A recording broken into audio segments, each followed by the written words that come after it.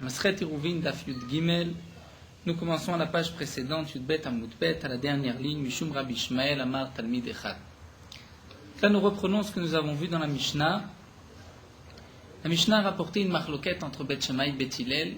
Qu'est-ce qu'il faut mettre à l'entrée du Maboy? L'Echi Okora, une poutre, ou un poteau, ou les deux, comme exige Bet Shammai. D'après Bet Hillel, c'est ou bien l'Echi, ou bien une kora, ou bien un poteau, ou bien une poutre. La Gemara a rapporté que, au nom de Rabbi Ishmael, un élève a dit devant Rabbi Akiva que toute la marloquette entre Bet Shammai et Bet Hillel, c'est sur un mavoy qui a plus de 4 amot. L'ouverture est plus de 4 amot. Mais jusqu'à 4 amot, tout le monde est d'accord qu'on peut se suffire ou d'un lechi, ou d'une kora, ou d'un poteau, ou d'une poutre. La marloquette entre Bet Shammai et Bet Hillel est que Bet Shammai exige et un poteau et une poutre, c'est seulement lorsque l'entrée a plus de 4 amot, donc de 4 jusqu'à 10. Et nous avons vu que Rabbi Akiva n'était pas d'accord. Rabbi Akiva a dit dans les deux cas, c'est-à-dire dans tous les cas, il y a une marloquette entre Bet Shammai et Bet Hillel. Est-ce qu'il faut mettre à l'entrée les deux, ou bien un des deux, le lechi ou la kora? Nous avons vu aussi dans la Gemara la memra de Rav Achale, ou d'après certains de Rabbi Yechiel, comme quoi, lorsque nous avons une entrée de moins de 4 tfachim, nous n'avons pas besoin de mettre quoi que ce soit à l'entrée. Là, la Gemara reprend et nous dit Rabbi Akiva Omer Alze Valze Nechleku, nous commençons Daf Yud Gimel. La Gemara demande, mais Rabbi Akiva est nous Tanakama. A priori, Rabbi Akiva, c'est exactement comme Tanakama. Et Tanakama rapporte aussi une marloquette de Bet Shammai et Bet Hillel. Tanakama, le premier auteur dans la Mishnah, ne fait pas de différence lorsque la porte a plus de 4 amot ou moins de 4 amot. C'est Rabbi Ishmael qui a fait cette différence. Donc lorsqu'ensuite on reprend, on dit que d'après Rabbi Akiva, il n'y a pas de différence, Rabbi Akiva revient aux paroles de Tanakama. Rabbi Akiva est nous Tanakama. Et Kabenayou, la Gemara répond, il y a malgré tout une différence, une marloquette entre Tanakama et Rabbi Akiva. C'est cet enseignement de Rav Achlev et Rav Yechiel. Lorsque nous avons moins de 4 fachim, est-ce qu'on doit mettre quoi que ce soit ou pas? Et la Gemara nous dit Velo mesaime. Et c'est-à-dire, nous ne savons pas exactement qui pense. Est-ce que c'est Rabbi Akiva ou Tanakama qui est d'accord avec cet enseignement de Rav Achlev ou de Rabbi Yechiel? C'est-à-dire, qui pense comme Rabbi Yechiel, ça nous ne le savons pas. C'est-à-dire, nous avons en vérité dans la Mishnah 3 marloquettes. Nous avons Rabbi Ishmael qui a dit que la marloquette entre Bet Shammai et Bet Hillel, c'est lorsque nous avons une entrée de plus de 4 amot jusqu'à 10 amot. Mais moins de 4 amot, tout le monde est d'accord qu'on peut mettre ou l'Echi ou Kora. Nous avons Tanakama et Rabbi Akiva qui pensent qu'il n'y a pas de différence entre plus de Arba Amot et moins de Arba Amot. Mais malgré tout, il y a une marloquette entre Tanakama et Rabbi Akiva, à savoir lorsque nous avons une entrée de moins de 4 tfachim, est-ce qu'on doit mettre quoi que ce soit à l'entrée ou pas? Ça, c'est une marloquette, mais la Gemara ne définit pas qui a dit quoi exactement. La Gemara reprend et nous dit Tanya Amar Rabbi Akiva, nous avons une braïta, où cette fois-ci, c'est Rabbi Akiva qui a dit Lo Amar Rabbi Ishmael Davarze. Et là, Oto Talmid Amar Davarze. Et là, Rabbi Akiva nous dit, ce n'est pas Rabbi Ishmael qui a dit cette chose-là. Rabbi Ishmael n'a jamais dit que moins de 4 amot, il n'y a pas de marloquette. C'est impossible, comme explique Rashi, que Rabbi Ishmael, qui était un chacham, ait pu dire une telle chose, nous dit Rabbi Akiva. Et là, Oto Talmid Amar Davarze, c'est cet élève qui s'est trompé et qui a dit telle chose. Mais malgré tout, Halakha qui est Oto Talmid, l'Halakha est comme ce Talmid. Alors demande la Gemara, tu te contredis. Hagoufé Kashia, tu viens de dire Amarta lo Amar Rabbi Ishmael Davarze que Rabbi Ishmael n'a jamais dit ça. C'est impossible que Rabbi Ishmael ait pu faire une différence entre plus de 4 et moins de 4. Alma latil kavate. Donc ça veut dire, puisque c'est impossible de penser ainsi, que l'Halakha n'est pas comme Rabbi Ishmael. Vadar Amarta, ensuite tu reviens et tu dis Al-Kheta qui est Oto Talmid. La Halakha est comme ce Talmid. Donc comme si ces paroles sont justes. Amar Rabbi Yuda Amar Shmuel, donc Rabbi Yuda a dit au nom de Shmuel. Lo Amra Rabbi Akiva il a lechadet ba talmidim. Rabbi Akiva n'a dit que la halacha est comme ce talmid, simplement lechadet pour encourager, nous dit Rashi, ces talmidim, ces élèves qui prennent l'habitude de même de donner une explication, même si Rabbi Akiva n'était pas d'accord avec cet élève, mais pour l'encourager, il a dit, semble que la halacha soit, donc la halacha est comme cet élève. Alors que d'après Rav Nachman bar Yitzhak Amar, niri mitma, c'est-à-dire il a simplement dit, il semblerait que la halacha soit comme cet élève, ce qu'il dit a l'air juste, mais il n'a pas dit que la halacha est effectivement comme cet élève-là. Amar Rabbi Yoshua ben Levi, la Gemara nous dit au nom de Rabbi Yoshua ben Levi, là nous avons vu dans la Mishnah un talmid d'un élève, mais nous ne savons pas qui est cet élève. Et bien Rabbi Yoshua ben Levi nous dit, Kol makom shta motze mishum Rabbi Ishmael amar talmid echad ifnei Rabbi Akiva, eno ela Rabbi Meir. Lorsque tu vois dans la Gemara, dans les Mishnayot, un élève a dit au nom de Rabbi Ishmael devant Rabbi Akiva, ce n'est que Rabbi Meir. Pourquoi Rabbi Meir? Chez Shimesh Rabbi Ishmael et Rabbi Akiva. Lui-même a été étudié chez Rabbi Ishmael et chez Rabbi Akiva. Des Tanya, comme nous allons le voir dans cette braïta, que Rabbi Meir était chez Rabbi Ishmael et aussi chez Rabbi Akiva. Seulement dans cette braïta, nous allons voir Amar Rabbi Meir nous dit que j'ai été chez Rabbi Ishmael lorsque j'étais chez Rabbi Ishmael, a été matil kan kantum letoch hadio. Je mettais à l'intérieur du duo de langue pour écrire les Sefer Torah, Tfilin, Mezuzot, je mettais du kan kantum que Rachid traduit ici par le vitriol, ainsi que Tosfot. Ensuite, Tosfot va développer, va dire, mais pourtant, le vitriol a une couleur verte qui ressemble à la srouchite, c'est-à-dire au vert. C'est pas pour rien que c'est appelé vitriol, nous dit Tosfot. Alors comment le kankantum peut devenir noir? Nous dit Tosfot, malgré tout, lorsqu'on va bien l'écraser, le piler, et qu'on le met dans du dio, il noircit l'encre. Donc Rabbi Meir dit, lorsque j'étais chez Rabbi Ishmael, j'avais l'habitude de mettre du kankantum dans le dio, velo amarli davar, il ne m'a rien dit. Chez Batiet Sel Rabbi Akiva, lorsqu'ensuite j'étais chez Rabbi Akiva, Asra alay, il m'a interdit. Il m'a interdit, nous verrons dans la Gemara par la suite pour quelle raison Rabbi Akiva a interdit. La Gemara va rapporter que il faut une ktiva qu'on puisse effacer, alors que le kankantum ne s'efface pas. Et il demande la Gemara, mais pourtant, nous allons voir le contraire. Amar Rav Yehuda Amar Shmuel mishum Rabbi Meir. Rav Yehuda dit au nom de Shmuel au nom de Rabbi Meir, Shaiti lomed etzel Rabbi Akiva. Donc là, Rabbi Meir dit, lorsque j'ai étudié chez Rabbi Akiva, Haïti matil kankantum letoch hadio, je mettais du kankantum à l'intérieur du dio, velo amar davar, il ne m'a rien dit. Donc chez Batiet etzel Rabbi Ishmael Amarli, lorsque j'étais chez Rabbi Ishmael, c'est là que Rabbi Ishmael m'a dit, ne fais pas ainsi, je ne suis pas d'accord. Donc là, nous allons avoir une contradiction, puisque nous venons de voir avant que Rabbi Meir était d'abord chez Rabbi Ishmael, ensuite chez Rabbi Akiva, et que Rabbi Ishmael lui a permis, Rabbi Akiva lui a interdit. Et là, nous allons voir dans cette deuxième memra que Rabbi Meir était d'abord chez Rabbi Akiva et ensuite chez Rabbi Ishmael, et que Rabbi Akiva lui avait permis de mettre le kankantum. Donc là, la Gemara développe, lorsqu'ensuite Rabbi Meir a été chez Rabbi Ishmael, à Marli, il m'a dit, Beni, ma melartecha, quel est ton métier, qu'est-ce que tu fais? À Martilo, je lui ai dit, lavlarani, je suis un scribe, un sophère. À Marli, il m'a dit, Béni, mon fils, fais attention à ton travail chez Melartecha Melechet Shamayim. Parce que ton travail, c'est un travail du ciel, c'est-à-dire c'est une melacha importante. Et aussi, chez Ma'ata Mechaser Otachat, peut-être que tu vas oublier, manquer une lettre, Omeyater Otachat, ou rajouter une lettre, Nimtseta Machid et Kol Olam Kulo, et tu détruis le monde entier. Comment ça? Nous dit Rashi, lorsque c'est marqué Hashem, Elohim, Emet. Si on oublie le Aleph de Emet, Chasve Shalom, on peut détruire le monde par ce mauvais sens, ce faux sens. Ou bien rajouter une lettre, nous dit Rashi par exemple, lorsque c'est marqué Vaïdaber Hashem, si on dit Vaïdaberu, on rajoute un Vav au pluriel, c'est aussi une destruction de ce monde. Alors Amar Tilo, Rabbi Meir rajoute et dit, j'ai dit à Rabbi Ishmael, Davar echad yeshli v'kankantum shemo. C'est vrai que je dois faire attention, mais j'ai du kankantum, du vitriol, shani matil et tochadio, que je mets à l'intérieur du dio. Quelle est la réponse de Rabbi Meir? A priori, on ne comprend pas. C'est ce que l'Agmara va tout de suite expliquer. Amarli, et là Rabbi Meir, donc après avoir dit qu'il a rajouté, qu'il mettait du kankantum, là, Rabbi Ishmael lui a dit, Amarli, Vechi, Matilim, Kankantum, les Tochadio, mais est-ce qu'on met du Kankantum à l'intérieur du dio? Va'alo amra Torah vekatav umacha, pourtant la Torah a dit au sujet de la sota, il faut écrire et ensuite effacer. Ktav sheyachol limchot. une écriture qu'on peut effacer. Si on écrit avec du kankantum, on ne pourra plus effacer ce qui a été marqué.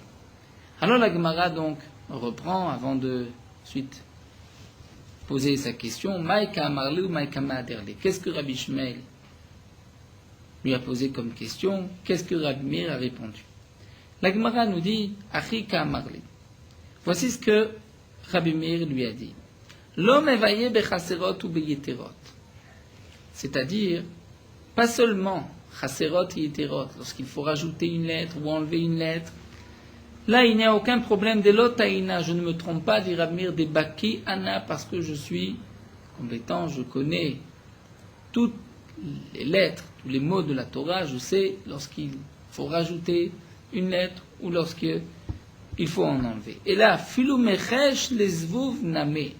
Mais même craindre que peut-être une mouche d'ilma ateviati vatagé des dalet va se poser sur le tag, sur la queue du dalet, ou machikle va l'effacer, ou machve les resh, et ensuite ça devient un resh, puisque la différence entre un resh et un dalet, c'est seulement ce petit morceau du côté droit qui dépasse du dalet. Peut-être qu'une mouche va se poser sur la lettre et va ensuite,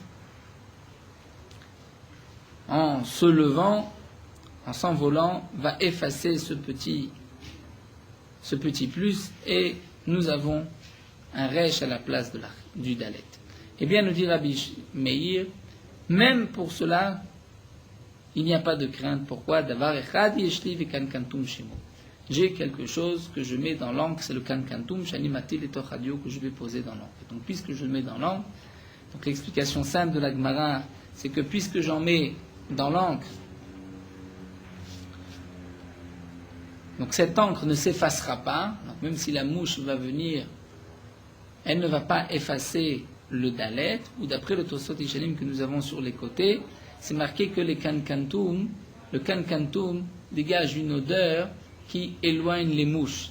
Et donc, puisque je mets du kankantum dans l'encre, aucune mouche ne va s'approcher de cette encre. En tout cas, la Gemara reprend et nous dit caché shimush hashimush, caché asra asra. Nous avons une contradiction. Nous avons vu dans la première braïta que Rabbi Meir était d'abord chez Rabbi Ishmael, ensuite chez Rabbi Akiva. Dans la seconde braïta, nous avons vu qu'il était d'abord chez Rabbi Akiva et ensuite chez Rabbi Ishmael. De plus, caché asra asra, nous avons une contradiction. Dans la première braïta, Rabbi Akiva a interdit et c'est Rabbi Ishmael qui permettait. Dans la deuxième, on voit que c'est Rabbi Ishmael qui interdit, Rabbi Akiva qui permet. Alors l'Agma nous dit Bishlama shimush hashimush lo kashya. La première question. Chez qui Rabbi Meir a été étudié en premier, chez Rabbi Akiva ou chez Rabbi Ishmael? Là, il n'y a pas de contradiction. Pourquoi? Mikarat et les kamé de Rabbi Akiva. Au départ, il a été chez Rabbi Akiva. Midelo matzele mekem alibé, étant donné qu'il n'arrivait pas à rester, à comprendre, puisqu'il nous dit Rashi, Rabbi Akiva était harif, était piquant, si on peut dire. Rabbi Meir n'arrivait pas à apprendre de chez Rabbi Akiva. Donc, à Télékamé de Rabbi Ishmael, il a été d'abord étudié chez Rabbi Ishmael, et donc apprendre à deux Mishnayot de Braithot, et Kama Gemara.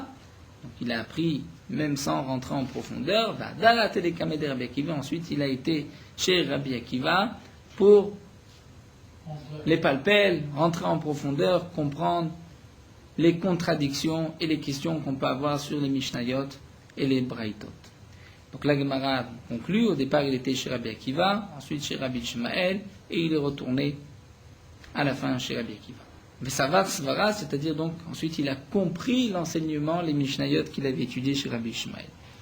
Alors la Gemara nous dit la Asra, Asra Kasha. Donc il nous reste une question, c'est que nous avons une contradiction. Une fois Rabbi Akiva a permis, une fois il a interdit. Une fois Rabbi Ishmael a permis, une fois il interdisait. Donc la Gemara nous dit Kasha, effectivement, ça c'est une question que nous n'arrivons pas à répondre. Tane Rabbi Domer, Rabbi Meir Ayomel et Kol Matilim Kankantum le Tochadio Chons Parashat Sota. Puisque nous avons parlé du Dio, donc la Gemara continue. Rabbi Yehuda a dit, au nom de Rabbi Meir, on peut mettre du Kankantum dans l'encre pour écrire n'importe quoi, à l'exception Chous mi Parashat Sota, de la Parashat de la Sota, qui est marquée dans le Sefer Torah. C'est-à-dire, lorsqu'une femme a été soupçonnée d'adultère, on l'amènera au Beth Amikdash, le Kohen va écrire toute une paracha, ensuite va effacer ce qu'il a marqué, et la femme devra boire donc cette encre qui a coulé, qui a été effacée avec un peu d'eau, et c'est ainsi que nous verrons si elle a véritablement fauté ou pas. Nous allons voir là une marloquette. Est-ce que cette parachat Sota peut être tirée d'un Sefer Torah? Est-ce qu'on peut prendre un Sefer Torah et effacer la parachat Sota? Ou bien le Kohen doit écrire pour cette femme une nouvelle paracha? Donc la parachat Sota, il est évident que si on peut la lire du Sefer Torah, si on peut l'effacer, du Sefer Torah, donc il faut une encre qui puisse s'effacer. Donc là, Rabbi Meir vient dire, on peut écrire avec du Kankantum, Sefer Torah, Tfilin Mizot, mais à l'exception de la parachat Sota qui est marquée dans le Sefer Torah. Pourquoi? Puisqu'elle peut être utilisée pour la Sota, donc il faut une encre qui puisse s'effacer. Mais Rabbi Yaakov, Omer Mishmo, Rabbi Yaakov lui a dit au nom de Rabbi Meir que pas du tout, Chutz mi parachat Sota sheba Mikdash. On pourra tout écrire, même un Sefer Torah, même la parachat Sota qui est marquée dans parachat Nassau, dans le Sefer Torah, mais la parachat Sota qui est dans le Beth Amikdash, que le Kohen devait écrire pour cette femme, là, on ne pourra pas l'écrire avec du Kankantum, puisqu'il faut pouvoir l'effacer. Maï Benayou, quelle différence entre ces deux explications? Marabir Mia, Limchok, la Minatora et Kabenayou. La marloquette, c'est est-ce qu'on peut sortir un Sefer Torah et effacer la parachat Sota qui se trouve dans le Sefer Torah? Donc Rabbi Meir, Rabbi Yehuda a dit au nom de Rabbi Meir que dans la paracha du Sefer Torah, on ne pourra pas écrire avec du Kankantum puisqu'elle peut être sortie et effacée pour la femme Sota, alors que d'après Rabbi Yaakov, on devra écrire une paracha à part. Et là, Gemara nous dit, Vanetanaï Kanetanaï. Ces Tanaïm reprennent une autre marloquette Tanaïm de Tanya. Est-ce que la Megillah, dire la Sota, doit être une Megillah est écrite pour cette femme explicitement, ou bien on peut sortir le Sefer Torah et effacer la paracha du Sefer Torah? De Tanya, nous avons une braïta. En Megillata kshera lashkot basota acheret. Lorsqu'on a écrit pour une femme une Megillah de Sota, et qu'ensuite elle a dit j'ai fauté, donc on ne lui donnera pas à boire. Est-ce que l'on peut donner, c'est-à-dire reprendre cette paracha, l'effacer pour une autre femme, pour une autre Sota ou pas? Et la Braïta nous dit en Megillata kshera lashkot basota acheret, on ne pourra pas utiliser la même Megillah pour une autre femme. Cette Megillah a été écrite pour cette femme et pas pour une autre. Rabbi Achi bar Yoshé Amar Megillata kshera lashkot basota acheret. Rabbi Achi bar Yoshé nous dit on pourra l'utiliser pour une autre femme. Donc a priori la marloquette, c'est est-ce que faut-il écrire la parachat Sota lishma pour cette femme ou pas? Si on dit qu'il faut l'écrire pour cette femme lishma, donc on ne pourra pas la sortir du Sefer Torah. Si on n'a pas besoin d'écrire lishma, on pourra même sortir du Sefer Torah. Amar Rafapa dit, ce n'est pas sûr qu'une marloquette dépend de l'autre. Dilma loi, atkan lo kama tanakama atam, et la kevan d'intik le shum rachel. Dire là-bas, Tanakama a dit qu'on ne pourra pas réutiliser la même Megillah, étant donné qu'elle a été écrite pour telle femme. Tout le hadra min tekel et shum lea. On ne pourra pas ensuite prendre cette Megillah pour une autre femme, puisqu'elle a été écrite pour Rachel, on ne peut pas l'utiliser pour Léa. Aval Gabet Torah, mais un Sefer Torah, Distama Mirtava, ça n'a pas été écrit pour telle femme, ça a été écrit pour un Sefer Torah. Achinamed et Markinan, peut-être que dans ce cas-là, on pourra effacer. C'est-à-dire, il n'y a pas véritablement d'une Kavana Lishma pour la Sota, mais dans le cas où j'ai écrit pour telle femme, je ne pourrais pas l'utiliser pour une autre femme. Ou encore, Amar Nachman bar Yitzchak Dilma Loi, même du côté de Rabbi Acha bar Yosha, Atkan lo Kamar Rabbi Acha bar Yosha Atam, qu'on pourra utiliser cette Megillah pour une autre femme. Et là, Dirtev Miyat Leshem Sota Baolam. C'est vrai qu'on n'a pas besoin de l'ishma pour cette femme, mais il faut pour une Sota. Il y a plusieurs degrés de l'ishma. D'abord pour une Sota, ensuite pour cette Sota, pour cette femme. Donc peut-être que Rabbi Acha bar Yosha a dit qu'on pourra utiliser une Megillah qui a été écrite pour une autre femme, puisqu'elle a été malgré tout pour une Sota. Aval Gabet Torah de Tlamer Ktive, mais pour la Torah qui a été écrite pour l'étudier, peut-être que là on ne pourra pas effacer la paracha de la Torah. Donc la conclusion de la Gemara, c'est que nous n'avons pas véritablement de preuve de cette marloquette Tanaïm. Est-ce que on pourrait prendre la paracha de Sota qui est marquée dans le Sefer Torah, l'effacer, la faire boire à une autre Sota? Cette marloquette ne dépend pas de la marloquette Lishma ou pas. Alors la Gemara continue, dit Velet le Rabbi Acha bar Yosha d'Etnan, et Rabbi Acha bar Yosha qui a dit que une Megillah qui a été écrite pour une femme pourrait être utilisée pour une autre. Est-ce que Rabbi Acha bar Yosha n'est pas d'accord avec la Mishnah où nous allons voir par rapport à un get, par rapport à un acte de divorce, qu'il faut que ce get soit écrit lishma pour cette femme et pas pour une autre? Hadetnan, ce qui est marqué Takatav get le garash et ishtu, un homme qui a écrit un get pour divorcer sa femme. Donc lui s'appelle Yitzhak ben Avraham et il va divorcer de sa femme Rivka bat Sarah. Et ensuite Nimlach, nous tournons la page, il change d'avis. Il ne veut plus divorcer sa femme. Donc Matsao ben Hiro est un habitant de sa ville, puisque dans le get il y a aussi le nom de la ville. Mais Amar Shimcha Kishmi, ton nom c'est comme le mien. Moi aussi je m'appelle Yitzhak ben Avraham. Meshem Ishtecha Geshem Ishti. Et le nom de ta femme, c'est comme le nom de ma femme. Elle s'appelle aussi Rivka bat Sarah. Est-ce qu'il peut utiliser ce get pour divorcer sa femme? La Mishnah nous dit Pasoul le gareshbo, c'est Pasoul. Il ne pourra pas puisque le get n'a pas été écrit pour la femme de ce second. Alors donc nous voyons qu'un get, puisque c'est marqué dans la Torah avec katavla, on lui écrira un get, il faut là l'ishma pour cette femme. De même pour la sota, c'est marqué ve'asala, il lui fera. Il doit écrire et ensuite effacer. Là, pour cette femme, l'ishma. Et comment se fait-il que Rav Acha bar Yoshia permet d'utiliser une Megillah de sota qui est écrite pour une femme, de l'utiliser pour une seconde? Alors la Gemara répond, il y a quand même une différence. Riyashta. Hatam ve'katavla ktiv. Puisque là-bas c'est marqué ve'katavla dans le get, on doit écrire pour cette femme. Ba'inan ktiva lishma. Il faut une ktiva lishma pour cette femme. Ve'katavla. Acha, mais ici la Torah ne dit pas ve'katav, d'écrire la parashat sota, mais ve'asala. C'est-à-dire, il devra lui faire toute cette procédure. Quelle est cette procédure? Quelle est la asiya? C'est le fait d'effacer, mais pas d'écrire. Donc c'est ce que nous explique la Gemara. C'est la asiya qui doit être l'ishma, et asiya dida mechika'i. La asiya de la sota, c'est d'effacer la Megillah, mais non pas d'écrire. Donc même si on a écrit pour une autre, c'est pas grave, l'essentiel c'est d'effacer pour cette femme. Donc après avoir vu quelques dynimes concernant le lishma de Gitin, de sota, puisque nous sommes partis avec le Kankantum. Pourquoi le Kankantum? Puisque c'était marqué, c'est Rabbi Meir qui a étudié chez Rabbi Ishmael et chez Rabbi Akiva, et que dans notre Mishnah, concernant Hérouvin, nous avons vu Rabbi Meir, donc Talmid Echad, un élève qui rapporte au nom de Rabbi Ishmael devant Rabbi Akiva, donc la Gemara, donc c'est étalé sur tous les dynimes de l'Ishma. Alors la Gemara reprend et nous dit, Amar Avacha Bachanina a dit Galoui viyadwa lifni mishama vayaolam. Dire il s'est dévoilé, c'est su devant celui qui a dit, qui a créé le monde, qui a dit et que le monde a été créé, c'est-à-dire devant Akadosh Baruch Hu. She'en bedoro shel Rab Meir kimoto. Il n'y a pas dans toute la génération de Rab Meir un homme, un grand, un chacham comme Rab Meir. Alors pourquoi l'halakha n'a pas été fixée comme Rabbi Meir?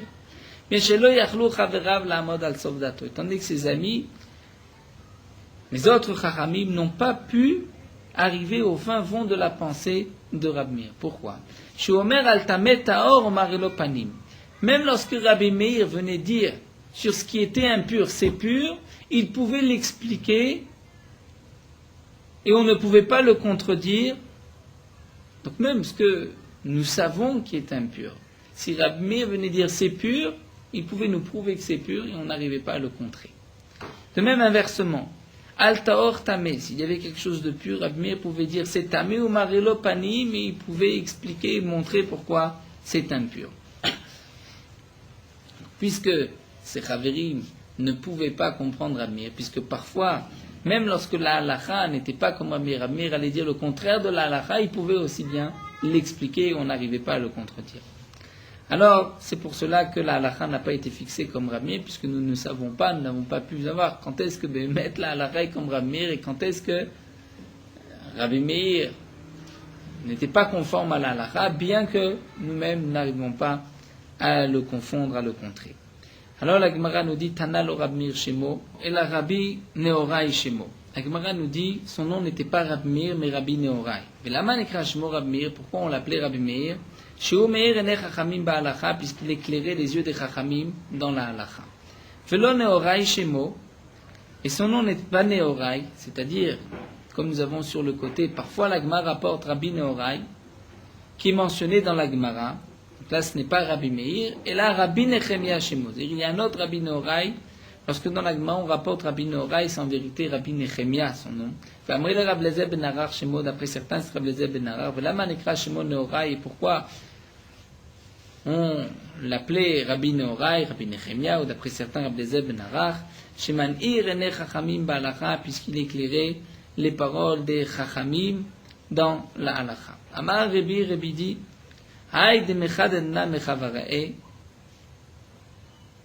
La raison pour laquelle je suis plus aiguisé, plus charif, piquant que mes amis, de chazité les Rabbi Meir machoré, parce que j'ai vu Rabbi Meir de dos. Veilo chazité mikame, si j'avais pu voir Rabbi Meir de face, avec mechad natfe, j'aurais pu être encore plus aiguisé, encore plus pointu. Et comme nous explique Rashi, c'est-à-dire lorsqu'il étudiait devant Rabbi Meir, il était assis derrière Rabbi Meir, donc il ne voyait pas Rabbi Meir au moment de son shiur, il était de dos. Dirtiv, et comme c'est marqué dans le pasuk, Vayu enecha root et morecha, que tes yeux vont voir ton maître. Amar Rabbi Avom Rabbi Yochanan, Rabbi Avod Rabbi Yochanan, Talmid ayalol Rabbi Meir vesumchus shemo. Rabbi Meir avait un élève qui s'appelait Sumchus. Shaya omer al kol davar vedavar shel tuma arba'im v'shmonet ta'amei tum'a. Sur chaque chose de Touma, d'impureté, chaque fois qu'il disait telle chose est impure, il donnait 48 raisons d'impureté. Comme le Maharsha explique pourquoi 48, puisque au sujet de Moshe Rabbeinu, bien qu'il y ait Nun Sha'aribina, les 50 portes de sagesse, Moshe Rabbeinu lui manquait une porte. Perseru Me'at Melokim. Et là, Sumchus avait une en moins que Moshe Rabbeinu, là le chiffre donc de 48. Fakol davar vedavar shel tahara, et sur chaque chose où Sumchus est pur, il avait arba'im v'shmonet ta'amei tahara, 48 raisons pour dire que c'est pur. Tana, l'Agma nous rapporte une autre braïta, Talmid Vatik, Aya Yavne, il y avait un élève dans la ville de Yavne, Shaya metaer et hasheretz be'mea v'chamishim ta'amim. C'est bien que dans la Torah, c'est marqué que le sheretz est impur. Lui donner 150 raisons pour dire que le sheretz en vérité est pur. Donc bien sûr, puisque la Torah dit que c'est impur, on ne peut pas contrer la Torah. Mais parfois, il peut y avoir 150 raisons pour dire que c'est pur, bien que la Torah a dit que c'est pur. Parfois, on ne peut pas se fier toujours à toutes les logiques, puisque même s'il y avait 150 raisons, malgré tout, le passouk dit méfourage qu'un reptile, qu'un sheretz est impur. Amar Ravina va dire Ani Adun Vatarenu. Moi, je vais donner un exemple, une svara, une pensée Vatarenu, et je vais rendre pur le sheretz. Donc, le sheretz, ce reptile, ce sont les 8 reptiles qui sont mentionnés dans la Torah, que l'Agma nous a rapporté aussi dans Perik Shmoneh Shratzim, dans Masechet Shabbat. Ravina nous dit on peut faire un kalvachomer. Uma nachash, si déjà le serpent, shemimit, le serpent tue. Umarbe tuma, et lorsque le serpent amène la mort, donc il multiplie aussi l'impureté, puisque un homme mort communique l'impureté dans le monde. Et malgré tout, le serpent mort, tahor, est pur. Sheretz, shehen, memit, umarbe tuma, un reptile qui ne tue pas et qui ne multiplie pas l'impureté dans ce monde, l'ochol shken, n'est-ce pas, plus forte raison que lui restera aussi pur. Veloï, l'Agma a dit, mais ce n'est pas un véritable kalvachomer, puisque c'est kotz be'alma ka'avid. Le serpent, lorsqu'il tue, c'est comme si une épine pique ou tue. Là aussi, on ne dira pas, personne ne pensera un instant que l'épine, une ortie, un petit kotz, sera pour autant impur, bien que le kotz peut aussi parfois tuer. Amar Rabbi Abba Mar Shmuel, l'Agma continue, Rabbi Abba dit Shmuel, Shalosh Shanim nechleku Bet Shammai Bet Hillel. Pendant 3 ans, Bet Shammai et Bet Hillel étaient en marloquet. Alalu omri malacha kimotenu. Les uns disaient la halacha est comme nous. Alalu omri malacha kimotenu. Les autres disaient non, la halacha est comme nous. Yatzta bat kol ve'amra. Il y a une voix du ciel qui est descendue qui a dit Elu va elu divrei Elokim chaim. Aussi bien Bet Shammai que Bet Hillel sont tous les deux Divrei Elokim Chaim, rapportent les paroles d'Akadosh Baruch Hu, Dieu vivant. Ils ont tous les deux raison. L'halakha que Bet Hillel, mais l'halakha est comme Bet Hillel. Il y a bien sûr beaucoup d'explications profondes sur Divrei Elokim Elovaïl ou Divrei Elokim Chaim, dont raison. Simplement, comme l'explique le Maharsha, on peut dire Elovaïl ou Divrei Elokim Chaim, c'est-à-dire l'un donne une svara, une logique qui est juste, l'autre aussi donne une svara, une logique qui est juste, mais parfois, dans tel cas, on appliquera la logique de l'un, dans un autre cas, on appliquera la logique de l'autre. Mais tous les deux ont raison dans leurs paroles. Et donc, à un sens un peu plus profond, nous savons que Eluvalu Divrei Elokim Chaim, c'est-à-dire que tout est juste, ça correspond seulement à plusieurs faces de la Torah. La Gemara conclut et nous dit malgré tout, Mipnema Zachu Bet Hillel Ekva Halacha Kemotam. Pourquoi Bet Hillel ont eu le mérite que l'Halacha était fixée comme Bet Hillel? Mipne Shenochin Ve'aluvin Ayu. Parce que Bet Hillel était Nochin, c'est-à-dire ils étaient faciles, Ve'aluvin Ayu, et ils étaient humbles, ils acceptaient même de, on peut dire entre guillemets, de se faire piétiner dessus. Vesholim Divreim Vedivrei Bet Shammai. Ils rapportaient leurs paroles et aussi les paroles de Bet Shammai. C'est-à-dire, comme nous explique Rashi, lorsque Bet Shammai donnait une raison, Bet Hillel devait expliquer comment eux comprenaient le pasouk, par exemple, que Bet Shammai avait expliqué. Et Bet Hillel aurait très bien pu dire, moi je pense différemment et c'est tout. Mais il se donnait la peine d'expliquer pourquoi il ne pensait pas comme Bet Shammai. Ça montre qu'il prenait en considération les paroles de Bet Shammai. Velood, et la plus encore, et la Shemakdimim divrei Bet Shammai les divrei. Il devançait même les paroles de Bet Shammai à leurs paroles. Keotaj, nous comme c'est marqué, Mishayu Rosho, Mishaya Rosho Verubo Basuka, Gemara l'avait déjà rapporté auparavant. Si un homme se trouve sa tête et la majorité de son corps dans une souka, Veshulchano Betoch Habayit, et Shulchano, sa table, Betoch Habayit, dans une maison. Donc lui se trouve dans la souka, la majorité de son corps se trouve dans la souka, mais sa table est dans la maison. Bet Shammai poslim, Bet Shammai disent, c'est pas sous. Pourquoi? De peur qu'il va au milieu de son repas se pencher et manger dans la souka, étant donné que sa table se trouve dans la souka. Ou Bet Hillel marchirim et Bet Hillel permettent. Amou Bet Hillel et Bet Shammai, Bet Hillel et Bet Shammai. Lo kachaya maaseh, n'est-ce pas que c'était ainsi? J'avoue zikne Bet Shammai, zikne Bet Hillel, vaker Rabbi Yochanan ben Chorani, que Bet Shammai et Bet Hillel, les sages de Bet Shammai, les sages de Bet Hillel ont été rendre visite à Rabbi Yochanan ben Chorani. Donc là, on voit que c'est Bet Hillel qui s'adresse à Bet Shammai, et Bet Hillel ont rapporté d'abord les sages de Bet Shammai avant les sages de Bet Hillel. Ils ont donné le kavod à Bet Shammai. Et donc Bet Hillel disent, nous, les sages de Bet Shammai, les sages de Bet Hillel étaient chez Rabbi Yochanan ben Chorani, Tumatsu Yishet Rosho Verubo Basuka, Veshulchano Betoch Habayit. Ils ont vu qu'il était assis, lui, sa tête, la majorité de son corps dans la souka, mais sa table était dans la maison. Et donc, on voit bien que c'est permis, si Rabbi Yochanan ben Chorani avait agi ainsi et que Bet Shammai, Bet Hillel n'avait rien dit. Amourlaim Bet Shammai ne dit pas du tout. Misham Raya, de là-bas tu nous rapportes une preuve. Afen Amourlo, les Ikne Bet Shammai lui ont dit aussi à ce moment-là, Inkar Eita Noeg, Lo Kiyamta Mitzatsuka Miyamecha. Si ainsi tu as toujours agi, tu n'as jamais accompli la mitzvah de Souka de ta vie, c'est-à-dire, Midi Rabbanan, les Chachamim, ont enlevé cet accomplissement de la mitzvah, puisque peut-être qu'au milieu de son repas, il aurait pu venir et manger, être sous la maison. Donc Bet Shammai ont interdit, on dit qu'il n'a pas accompli la mitzvah, même lorsqu'en fin de compte, il a mangé dans la souka. Elamdecha, nous dit la Gemara, pour t'apprendre, chez Kol HaMashpil Atzmo, tout celui qui s'abaisse, Akadosh Baruch Hu Magbio, c'est Akadosh Baruch Hu qui l'élève. Vechol HaMagbia Atzmo, celui qui veut lui-même s'élever, Akadosh Baruch Hu Mashpilo, Akadosh Baruch Hu va le rabaisser. Kol HaMechazer Ala Gdula, tout celui qui recherche les grandeurs, les honneurs, Gdola Borachat Mimenu, Gdola, grandeur, Gdoula, le Kavod, s'éloigne de lui. Et celui qui s'éloigne des honneurs, c'est la Gdoula qui court après lui. Tout celui qui pousse l'heure, c'est-à-dire, nous dit Rashi, un homme qui ne réussit pas, qui essaye de s'enrichir et qui n'y arrive pas et qui va aller au fin fond de la terre pour essayer de devenir plus riche, eh bien, Sha'adochakato, puisqu'il vient lui repousser le moment, il vient chercher ce moment le repousse. Mais celui qui est repoussé par le moment, ce n'est pas encore son temps, un moment viendra où il finira par être riche. Tanou Rabanan, l'Agma termine par cette agada bien connue,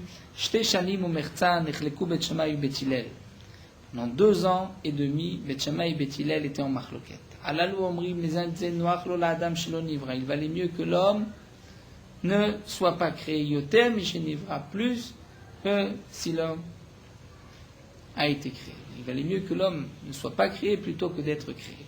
Valalou omrim, et les autres disaient, Noach lo la adam shenivra yoter mishelo nivra. Il valait mieux que l'homme soit créé plutôt que l'homme ne soit pas créé. Nimno vegamro, en fin de compte, ils se sont rassemblés, ils ont décidé ensemble, après avoir fait donc un compte, Nimnou, voir combien penser comme dans un sens, combien dans un autre.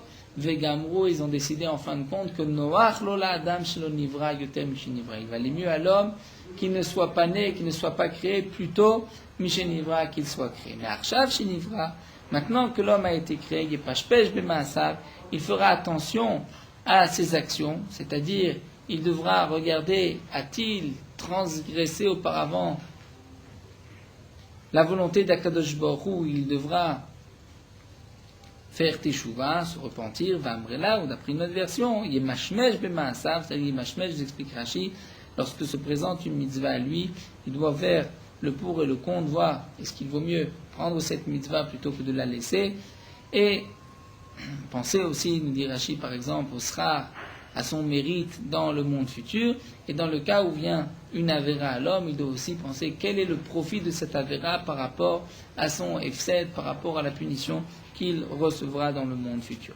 Là, nous allons nous arrêter ici à la Mishnah. Après les premiers dapim de Maseret Eruvin qui étaient assez difficiles, là nous avons un daf entier de Agadot, d'une Gemara, un daf facile.